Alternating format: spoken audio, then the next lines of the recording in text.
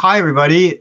This is Joe for the episode 5 of the Peeragogy podcast. And today we are joined by Yasmine Boudiaf and Paola Ricaurte, who I would love it if they would introduce themselves in the order I just said, so that the audience knows who they are. And just everyone, please remember this is a video podcast when you have video, but it also goes by audio, so people may not see what you see. So if you have to describe something, feel free. But yeah, please take it away, Yasmine. Okay, hi, thank you, Joe. Hi, Paola. My name is Yasmine Boudiaf. I'm a creative technologist based in London.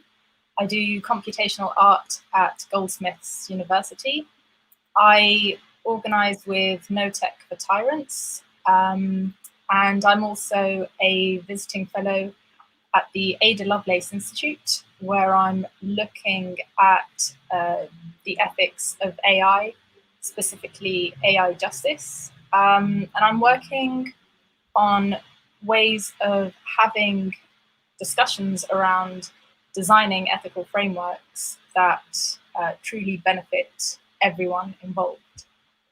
That's pretty much it for me. And Paola, who I know quite well, but some people in the audience may not know her as well as I do. So please go for it, Paola. Thank you very much, Joe. My name is Paola Ricaurte. I'm based in Mexico City, but I'm originally from Ecuador. I teach at Tecnológico de Monterrey, Department of Media and Digital Culture. I'm also a faculty associate at the Bergman Klein Center for Internet and Society. And I'm also co-founder with Nick Coldry and Ulises Mejias of the Tierra Común Network, an initiative to think and organize around data, decoloniality, and in the Global South. And I also belong to the A+ Alliance, a global alliance to think about feminist AI and feminist ethics in AI. And I'm super happy to be here. So I wanted, first of all, to introduce the two of you because I felt that would be good. So I did that a while ago by email, and I know we've been wanting to have this chat for a while. So this is the first podcast after the holiday break. So yeah, I would say, although it's a bit of an interview, it's really hopefully a slightly facilitated discussion between the two of you. So if I have a slightly light touch, it's because I really hope that you'll have an opportunity to get to know each other, as well as just share some background. So yeah, and by the way, these slides don't move around by themselves. Charlotte is they're producing as usual. So thank you, Charlotte. But yeah, the first kind of interview question, or really discussion question, is how do you think about data ethics and epistemology? So it's not necessary maybe to define these terms, but I got these words from a paper by Paola called Data Epistemologies: The Coloniality of Power and Resistance. So maybe Paola, if you wouldn't mind kind of going first, how did you choose such an interesting title, and how do you combine these topics in that paper? Thank you, Joe. Yeah, I wrote this paper because I was trying to think around the way data epistemologies are the way we see the world right now. And for me, it's very important to challenge the idea of data or datification of society as the only way of existence in this moment of history. And also, I address the problem of creating universal worldviews through data, and specifically Western worldviews as universal worldviews through datification and through data.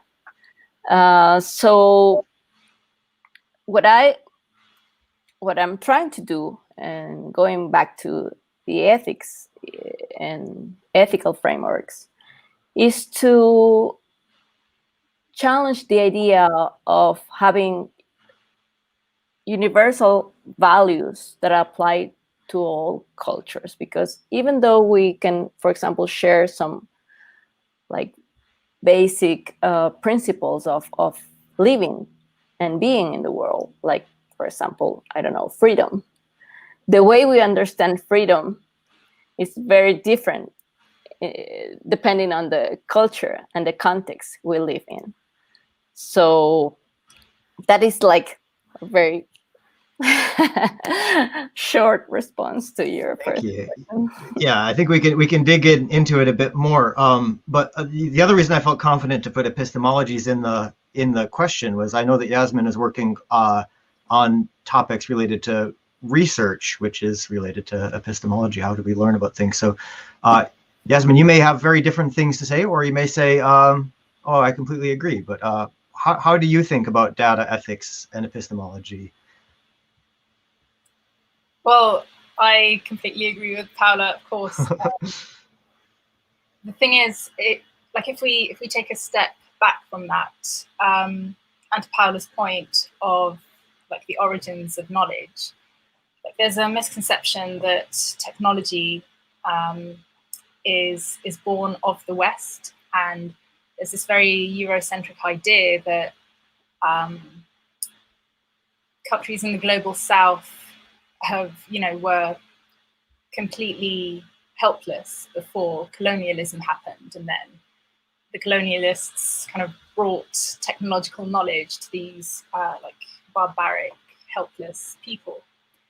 And I think, like, obviously that's wrong, but that ideology has permeated our educational institutions, and it's really shaped the way that we design technology since.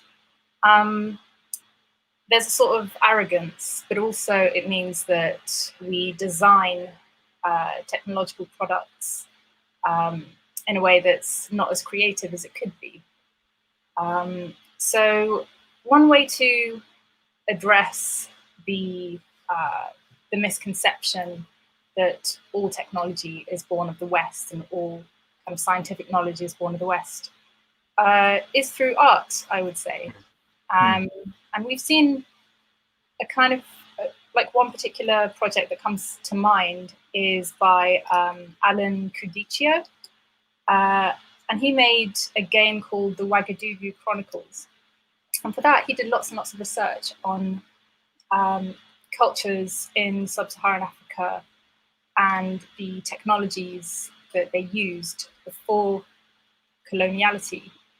And I think it's so tragic that, those were not allowed to continue and evolve, because the way that we design AI products especially has been intellectually stunted because of that. So that's where we are at. So there is work to be done in dismantling these misconceptions of origins of knowledge. And secondly, there's work to be done in kind of proving the point and designing AI products that demonstrate that actually you can build better things when you acknowledge that knowledge is not a kind of Western product. So this reminds me of a really interesting tension in Paola's paper. So maybe we can flip on to topic 2. How do you address this in your work? Paola, one of the interesting kind of tensions in the paper is you talk about the stuff that we've been talking about now, but then you also talk about this topic of resistance, and someone who is a researcher in Mexico building a website. And it's a very kind of sobering topic. It's a website about femicide, violent assault and death on women, and it documents all the circumstances and stuff. So it's a very grim topic, but of course a very needed one. You sort of say the official numbers, the official statistics don't cover this, but she and I guess her team have used some open source software to get this information out there, and it's literally life or death information for people to understand this. So that seemed to be an interesting example about related to a creative use of technology. Okay, in this case, it's a map. It may be not the most creative use of technology, but it's still, it's very different from the other part of the paper you're talking about, which is a more extractive use of technology. So I wonder if you can talk more about that, because I also know this is a paper where you're talking about, you know, her work, and you're doing it as a researcher, but you yourself have just mentioned some networks and stuff that you're working with and on. So I wonder if you wanted to go a bit more into how you engage with the things we've been talking about. Yeah, thank you, Joe. Yeah, of course, I work trying to understand the way datification and this extractive process happens in the world, and how does it link to traditional systems of oppression like capitalism, colonialism, and patriarchy.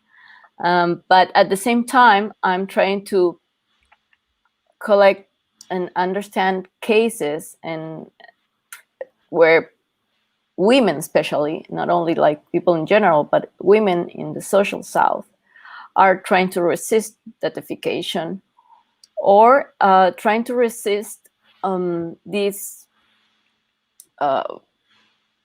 patriarchal way of reading data or processing data. So for the Mexican state, femicides are not relevant in the sense that there is not a policy, a gender-based policy, where we can actually collect this data and prosecute the basically men that are particular is very interesting, because it shows all these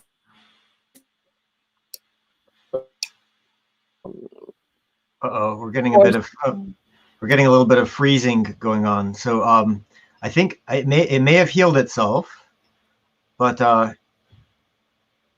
it may not have, because Paul looks very still.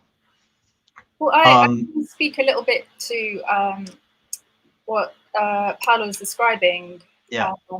Because the work I do with No Tech for Tyrants is specifically addressing violent tech, and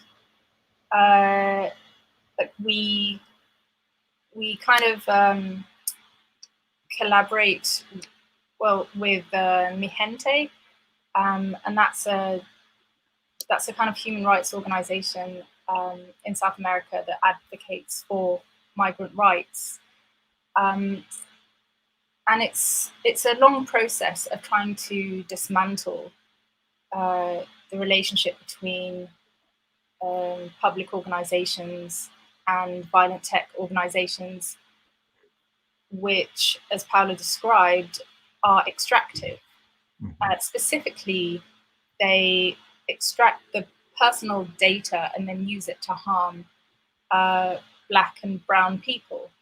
A particular campaign is No Tech for ICE, where we're trying to make the point that we don't want to hand over public contracts to organizations which end up doing harm to the public, and specifically minority groups or people of less power. I mean, I think that with some of these themes that I've been talking about with Paola in mind, I read a book called Columbus and Other Cannibals, which is by a North American, he's deceased now, but a Native American author. And he points out that like coloniality kind of is an ideology which exists, for example, inside of Britain. It's not like it's purely in other place. Now, I don't know if you would agree about that, though. What do you think? Because I mean, I'm from North America, so to me, it's like very clearly a country, I guess, built on stolen land. It's a colonial force even now. how do you think about that here in the UK? And how, I mean, you're working very internationally, but like, what do you think about it, you know, here in London, for example? Do you see the same issues showing up? So my concern is specifically with respect to personal data. So we can see these neo-colonial behaviors manifest in data collection and what happens with that data. In the UK, and it's another kind of story that we at No Tech for Tyrants are doing, it's quite disturbing how the government has made partnerships with companies like Palantir, who are known to be extractive and to create violent tech products that end up reharming minority groups. At the same time, I'm seeing various government initiatives on constructing AI ethics boards, which on the face of it is like a noble endeavor. But when I looked at these boards and who's involved, they do not represent the people that these AI products will eventually affect. And it's kind of like one step forward, two steps back. You know, when you see that the government is giving contracts to private firms without adequate tendering process or due diligence, and then you see them create ethics boards that almost kind of gives themselves permission for just continuing with their behavior. It's such a feeling of powerlessness, and that's why we have to think creatively about elbowing our way into these conversations. Sorry, speaking of elbowing my way in, I wasn't wholly distracted. I'm trying to see if I can get Paola to connect via Telegram. So it's okay. I will see if I can call her now. Let's just see here. What I guess I would say that the question I would have about you know, AI ethics boards and stuff is like, okay, well, what can we do about that as normal people? Because, you know, I don't work for Google or Palantir, and yes, I don't personally buy Palantir products, but I know some people who have worked at Palantir. I could tell them to stop that, but like, what do you think we can kind of do about this? And I'm at the meantime just trying to call Paola, so feel free to extemporize. This is basically what my work involves. I, as a creative technologist, try to build things to make a case for ethical technology.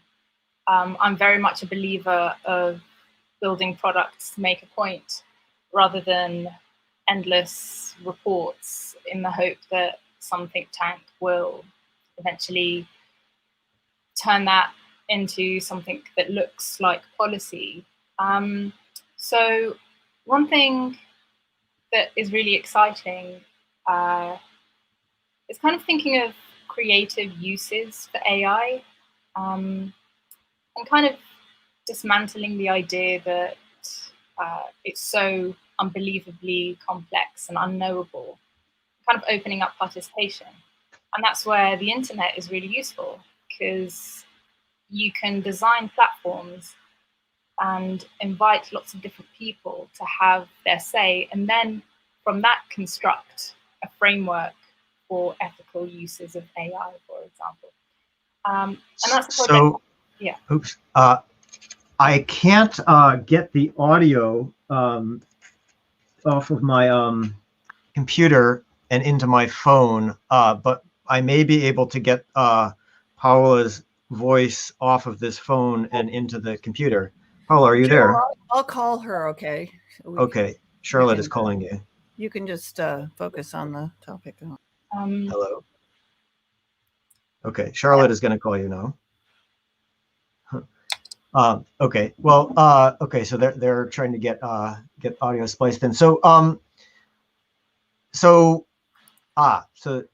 the last slide I had here was like, how can we learn from your work in this Peeragogy project? So, maybe just carrying on with this topic of like, it's not completely beyond us to work with technology, although right now it's giving us a big pain in the neck with the internet being a bit touchy, but that's okay. That happens from time to time.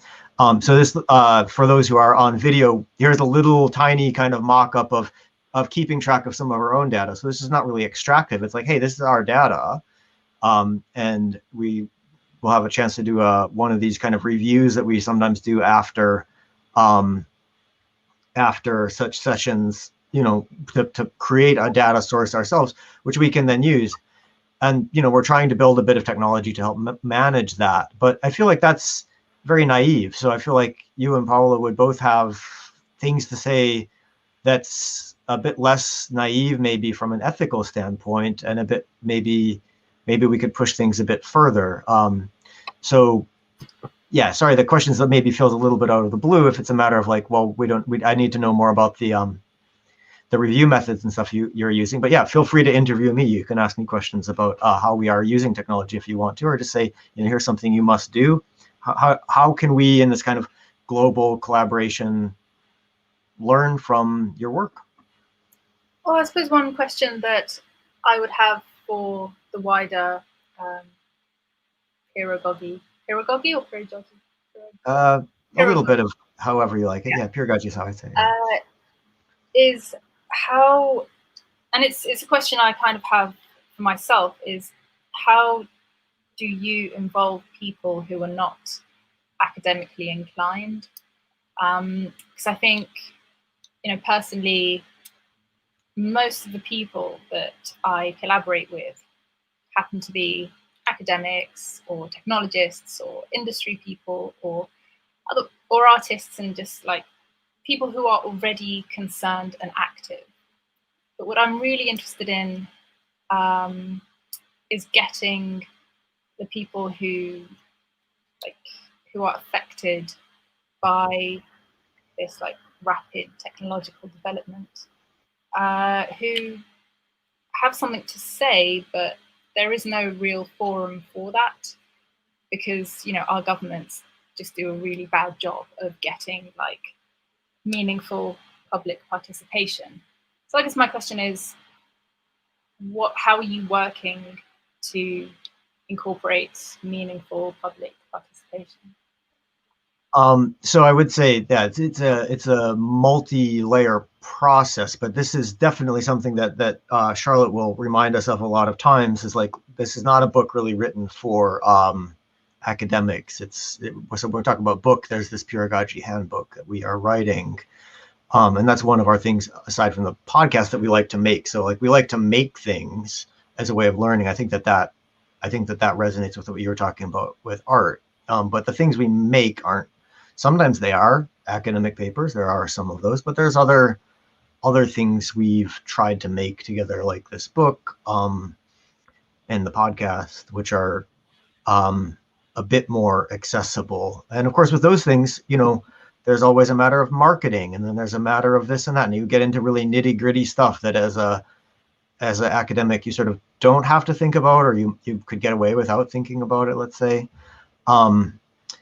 But I think that in terms of the engagement, I would like it if this stuff was kind of, I think if we were ever going for grants or funding or something, and we could say, oh, look, hundreds of people have used this and it's really revolutionized X, rather than this is something that we really enjoy doing ourselves and we think it's really fun and we think other people will have fun with it too.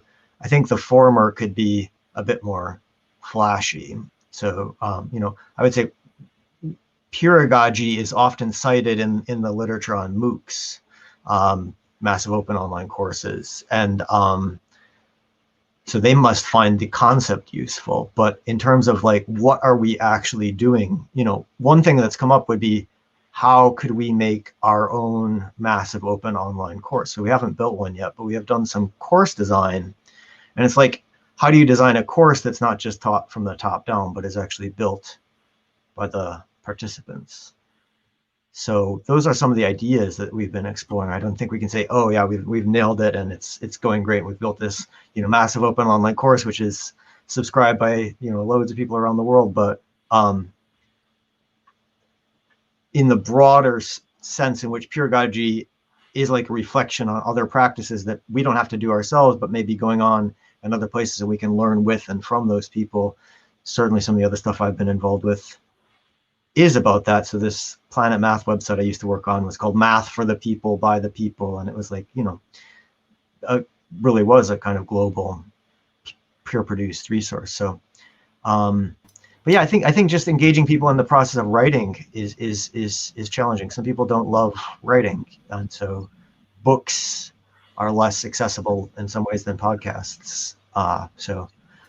Charlotte has appeared, so I guess you have not managed to retrieve Paola from the. I have very little of the expertise that Paola has, but here she is.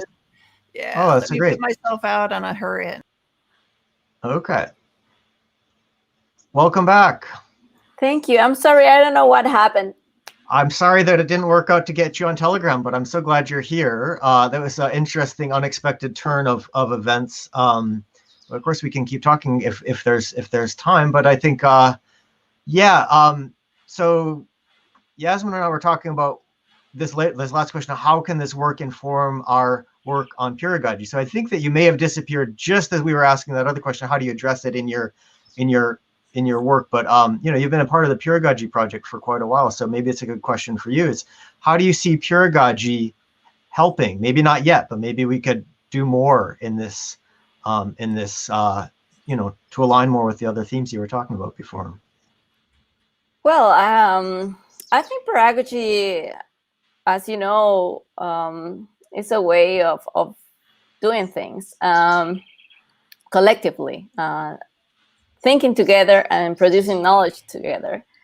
And I think one of the issues that happens usually is that every technology is usually developed by a very small group of people, usually white men in industrialized countries. And also data reflect that bias. Data that is collected is mainly data processed with this like Western bias as well. So if we could think of different processes and methodologies of doing things. For example, there is this framework about feminist data, and also there are all other frameworks like indigenous data frameworks that explain that not only the results of data processing or extraction is important, but also the way we think around data collection, the ways data relates to the needs of certain community, and also the ways in data gives back to the community, in the sense that if we extract something from the community, we should give back that as well. So that is mainly what we try to do with peeragogy. We try to learn together, we try to address the needs of the community, and we try to give back not only to the community that is working to produce knowledge collectively, but also to the broader community as well. Thank you so much. That really that is not only was what you just said amazing, but you also showed this really great graphic. I wonder if we could get that back again. That was says Ricaurte 2020. So I think that this provides could provide some interesting guidance for us to reflect on some more. There's another example we were talking about, which I don't know if we've shared this article, but it was about centers for people who I think had actually survived survived the kinds of things which would otherwise become femicides, you know, domestic violence and stuff like that, and helping them. This was in Mexico, helping them learn things like knitting and crafting and stuff like that. I'll see if I can find the article.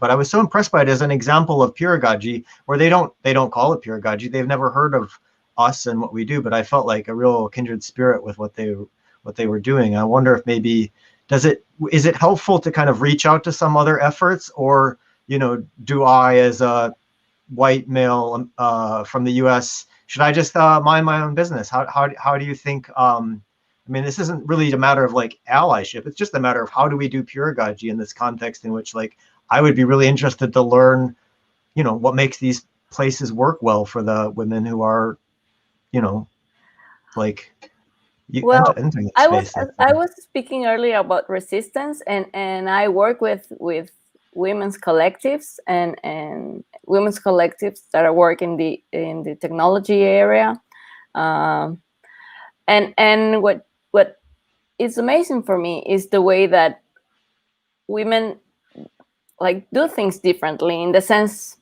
at least women in the global south that are not part of the like dominant system, without any resources, material resources, they try to imagine and challenge the dominant technologies from the way they think it's good for them and their communities. And the image that you shared before reflects what for me is the idea that resistance and also agency, collective agency, goes from the body through all the territories that are intertwined when we speak about technology. The body being the first territory, but the air being our collective territory, and all the internet and layers that are involved in that, in the sense that internet could be also understood as another territory that should be disputed from power. Cool. I think yeah. So we're getting Robert Best here. So I think that it's interesting with some comments or whatever. I think you like the technology that we're using to present the podcast. So Yasmine, would you want to respond to any of what we just saw and we're hearing about? I guess typically we would keep to a half an hour, but because we had a little bit of lost time, I think we should, you know, like, yeah, start to think about how we want to close things up. So response, maybe moving towards closing. What do you think? So to Paola's point of participation and meaningful participation rather than extractive, particularly with people away from power, for my own project, I was thinking of some sort of social contract that I'm trying to develop when, as a researcher, you know, I need people's knowledge that I don't have. And in particularly kind of Western anthropological practice, it's historically been extractive. You know, people go to a group of people and they, you know, take knowledge from them and then use it in their own work, and often those people never reap the benefits of that research or the products that are made of that. And I'm just trying to think, well, how can we do better as researchers and practitioners? And I'm trying to craft a kind of reciprocal kind of participation, social contract sort of thing. And I wanted to see, Paola, maybe can you think of any such social contracts between, you know, somebody who is seeking knowledge and participants? Yeah, what kind of, do you know of any projects that have done that successfully? Oh, she seems frozen. Oh no, okay, no, she's good. So what do you think? Do you know of existing social contracts? I know that some of your colleagues had this governance, but that's very different from sort of social contracts with the end users of the well, yes, maybe would you say a little bit more about like a specific, you know, walk us through a specific example, like a really kind of succinct example that might be like, here it is. It might be easier to find other examples or other frameworks that, yeah.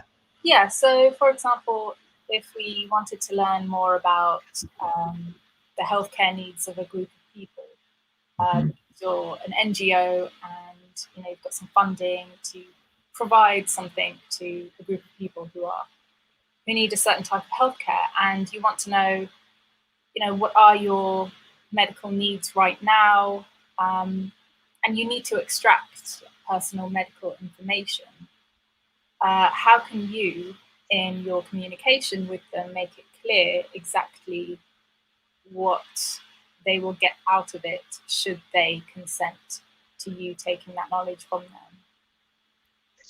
I see, yeah. Well, I would definitely say it doesn't sound like the state, Mexican state, is providing this kind of sensitivity at all.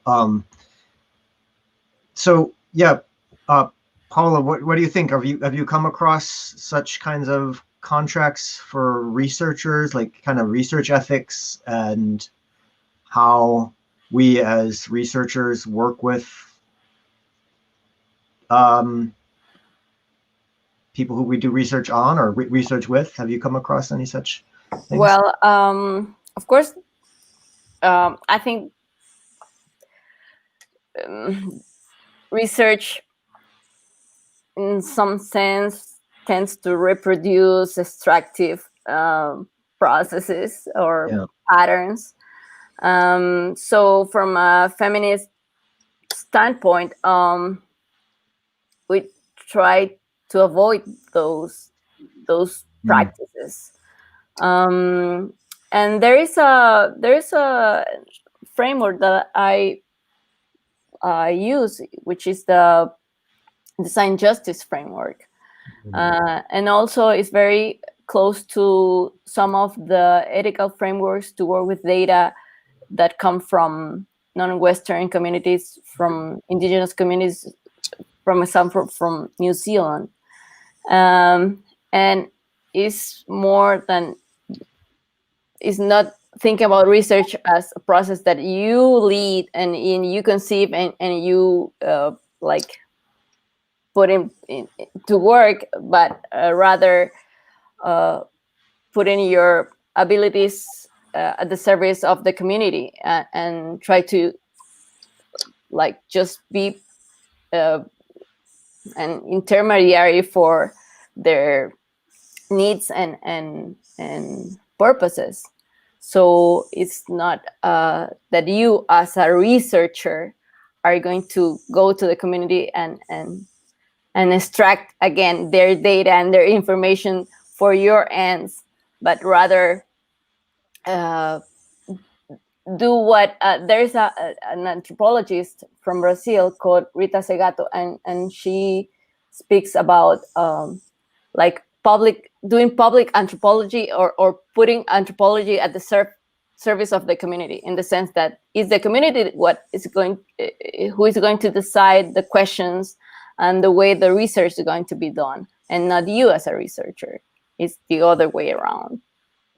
Sounds like a kindred spirit anyway. If it's not a framework, it's at least someone who shares some of these same viewpoints. It strikes me as well that maybe Eleanor Ostrom would be another kind of relevant person to bring into the conversation at one point, because she certainly has frameworks, but